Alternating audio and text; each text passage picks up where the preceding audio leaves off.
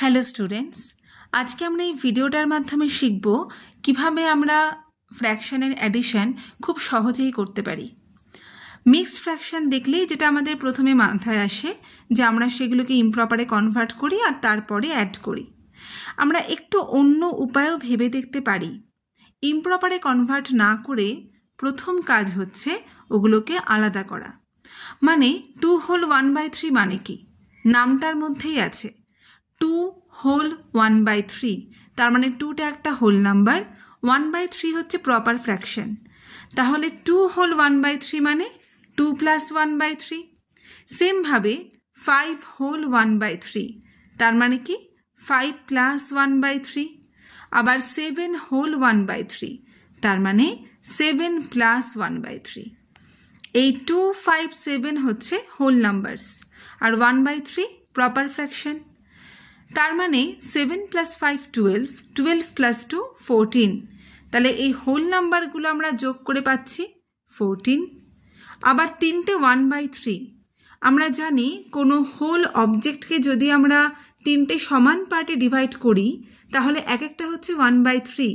তার মানে 3টে 1/3 মিলিয়ে কি হয়ে যাচ্ছে 1। তাহলে এই যে ফার্স্টে আমরা হোল পার্টটা 14 পাচ্ছিলাম আর সেকেন্ড যে 3টে 1/3 থেকে আমরা 1 পেলাম, তাহলে 14 প্লাস 1 আনসারটা কি হয়ে গেল 15। এবারে আসি নেক্সট সামে। এখানে আছে আগের টাইপেরই 5টা হাফ প্রপার ফ্র্যাকশনে রয়েছে আর সঙ্গে কিছু হোল পার্ট আছে। আমাদের প্রথম কাজই হচ্ছে 15 হোল 1/2টাকে 15 প্লাস হাফ লিখব, 19 হোল 1/2কে 19 প্লাস হাফ লিখব। এইভাবে প্রত্যেকটা মিক্সড ফ্র্যাকশনকে আমরা সেপারেট করব হোল নাম্বারে এবং প্রপার ফ্র্যাকশনে।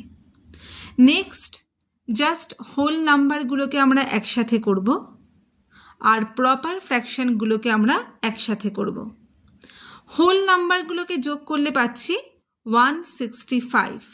মানে এই যে 15 থেকে আমরা 93 পর্যন্ত প্লাস করে পাচ্ছি 165। এবারে আসি এই 5টা হাফে। একদম মেন্টালি করার চেষ্টা করো। দুটো হাফ মিলিয়ে 1 হয়, তার মানে এই দুটো হাফে একটা 1, এই দুটো হাফে আরেকটা 1, 1 প্লাস 1 2, 2 প্লাস হাফ মানে হচ্ছে 2 হোল 1/2। তার মানে এই পার্টটা আমাদের দিচ্ছে 165, এই 4টে হাফ মিলিয়ে হচ্ছে 2 আর এই লাস্টের হাফটা পড়ে থাকছে। তার মানে 165 plus 2 167 and half, so 167 whole 1/2। Just combine this 3। এই তিনটেকে আমরা যদি একসাথে করি তাহলে কি পাবো? 165 প্লাস 2 হচ্ছে 167 আর 167 প্লাস হাফ মানে হচ্ছে 167 হোল 1/2। নেক্সট সাম, সেখানেও একই মেথড। হোল পার্টগুলোকে আমরা আলাদা করছি, প্রপার ফ্র্যাকশনগুলোকে আলাদা করছি। এবার এই তিনটের ক্ষেত্রে আমরা যা করে থাকি জেনারেলি এলসিএম ফাইন্ড করব ডিনোমিনেটর পার্টের, দ্যাট ইজ 18। এবারে ওপরে যখন লিখবো একটা ফরম্যাট আমরা ইউজ করে লিখতে পারি। প্রথমে সমস্ত নিউমারেটরগুলো ইনটু সাইন দিয়ে লেখো এবং একটু স্পেস রাখো। মানে 1 ইন্টু একটু গ্যাপ দাও, প্লাস 4 ইন্টু একটু গ্যাপ দাও, প্লাস 11 ইন্টু একটু গ্যাপ দাও। এবারে যে ফাঁকা জায়গাগুলো রয়েছে সেখানে আমরা কি লিখছি? 18/9 2, 18/9 2, 18/18 1। তাহলে এই পার্টটা ক্যালকুলেট করে পাচ্ছি 2 1 যা 2 প্লাস 4 2 যা 8, 8 প্লাস 2 10, 10 প্লাস 11 হয়ে যাচ্ছে 21।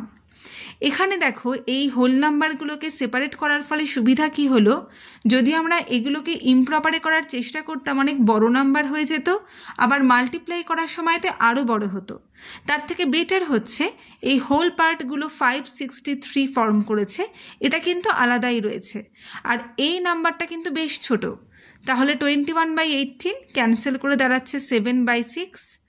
7/6 মানে হচ্ছে 1 হোল 1/6। এবার দেখো এইটাকে আবার সেপারেট করলে কি পাবো? 1 প্লাস 1/6। তাহলে 563 প্লাস 1 হচ্ছে 564 হোল 1/6, এটাই হচ্ছে আনসার। তাই আজ থেকে যখনই আমরা কোনো মিক্সড ফ্র্যাকশানের অ্যাডিশন করব, অবশ্যই চেষ্টা করব যে আমরা যেন এই হোল পার্টগুলোকে সেপারেট করতে পারি এবং প্রপার ফ্র্যাকশানগুলোকে সেপারেট করতে পারি।